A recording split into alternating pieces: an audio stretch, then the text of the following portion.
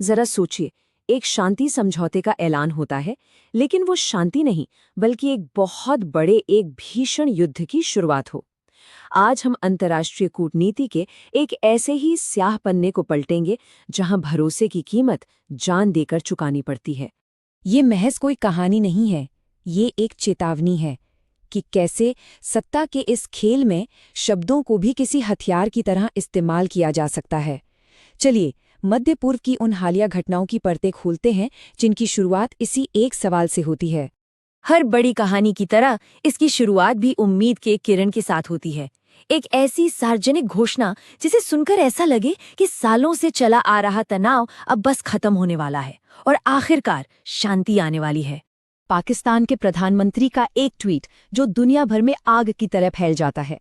वो tweet America और Iran के बीच एक युद्ध विराम का ऐलान करता है और उसी ऐलान में छिपा था लेबनान के लिए एक खास वादा, एक ऐसी गारंटी जो आगे चलकर सबसे बड़ा धोखा साबित होने वाली थी।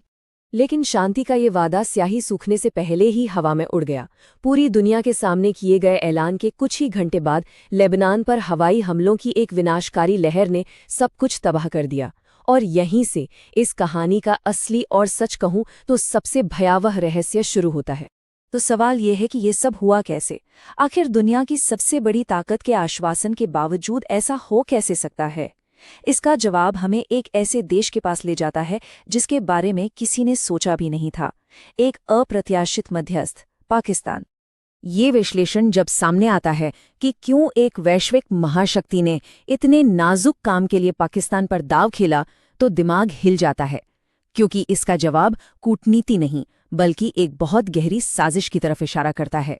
इस खेल के लिए एक ऐसे खिलाड़ी को चुना गया जिस पर ईरान शायद भरोसा कर ले, जो दुनिया के सामने तो एकदम तटस्थ था, लेकिन पर्दे के पीछे जिसकी डोरियां किसी और के हाथ में थीं। ये एक बहुत ही सोचा समझा फैसला था जो भरोसे और फायदे पर टिका था। ये तटस्थता के बारे में था ही नहीं, ये सब कुछ नियंत्रण के बारे में था। इस जटिल जाल को अगर पूरी तरह समझना है तो हमें उस बड़ी तस्वीर को देखना होगा जिसके मंच पर ये सारा नाटक खेला जा रहा था। ये अमेरिका और ईरान के बीच चल रहे उस टकराव की कहानी है जो इस पूरे धोखे की असली वजह है। एक तरफ थी दुनिया की सबसे बड़ी सैन्य ताकत जिसके पास खरबों डॉलर का रक्षा बजट और परमाणु शक्ति थी, और दूसरी तरफ था ईरान जो अपनी जिद और कभी न हार मानने वाले जज्बे के साथ अड़ा हुआ था। अपनी बेहिसाब सैन्य शक्ति के बावजूद अमेरिका ईरान को झुका नहीं पा रहा था और इसीलिए उसे दूसरे रास्ते तलाशने पड़े। जब सीधी ताकत काम न आए तो एक महाशक्ति क्या करती है? यही वो दुविधा थी जिसने अमेरिका को अपनी रणनीति पर फिर से सोचने और अपने सबसे पुराने साथियों की ओर देखने के लिए मजबूर किया। लेकिन वहां भी सब कुछ ठीक नहीं चल रहा था। और यहीं पर यह कहानी और भी ज्यादा दिलचस्प हो जाती है, क्योंकि अमेरिका के सबसे अहम सैन्य गठबंधन यानी नाटो के भीतर का तनाव इस पूरे समीकरण को पूरी तरह से बदल देता है। नाटो की शक्ति का जो मूल है वो है उसका आर्टिकल 5। ये आपसी रक्षा की एक पवित्र कसम है, एक ऐसा वादा कि एक दोस्त पर हमला मतलब सब पर हमला। यही इस गठबंधन की आत्मा है। लेकिन क्या होता है जब इसी पवित्र कसम पर खुलेआम सवाल उठाए जाने लगे?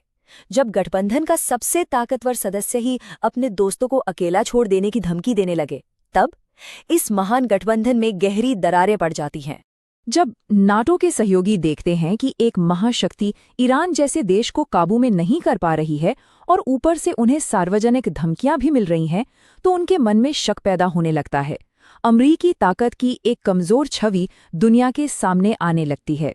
और बस यहीं पर इस पहेली के सारे टुकड़े एक साथ जुड़ जाते हैं और जो तस्वीर सामने आती है वो बेहद खतरनाक और दिल दहला देने वाली है। अब पूरी साजिश की तस्वीर पानी की तरह साफ हो जाती है। अमेरिका पाकिस्तान को ईरान के सामने एक सौदा बेचने का काम देता है। पाकिस्तान पूरी दुनिया के सामने लेबनान में शांति की गारंटी का ऐलान करता है। इस गारंटी पर भरोसा करके लेबनान में हिजबुल्लाह की सेनाएं अपनी सुरक्षित जगहों से बाहर आ जाती हैं, और जैसे ही वो निहत्थे और असुरक्षित होते हैं, इजराइल उन पर एक बड़ा हमला कर देता है। और बाद में अमेरिका और इजराइल साफ कह देते हैं कि लेबनान का मामला तो सौदे का हिस्सा था ही नहीं। ये एक सावधानी से रचा गया जाल था, जहां शांति के वादे को ही सबसे बड़े हथियार की तरह इस्तेमाल किया गया।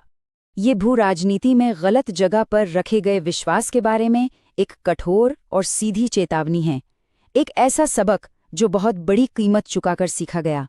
ये पूरी घटना हमें एक चुभते हुए सवाल के साथ छोड़ जाती है। ताकत, धोखे और बदलते गठबंधनों की इस दुनिया में क्या वाकई किसी पर भरोसा किया जा सकता है? और सत्ता के इस बेरहम खेल में धोखे की असली कीमत आखिर कौन चुकाता है? अगर ये पड़ताल आपको सोचने पर मजबूर करती है तो इस चैनल को लाइक, सब्सक्राइब और शेयर जरूर करें। धन्यवाद।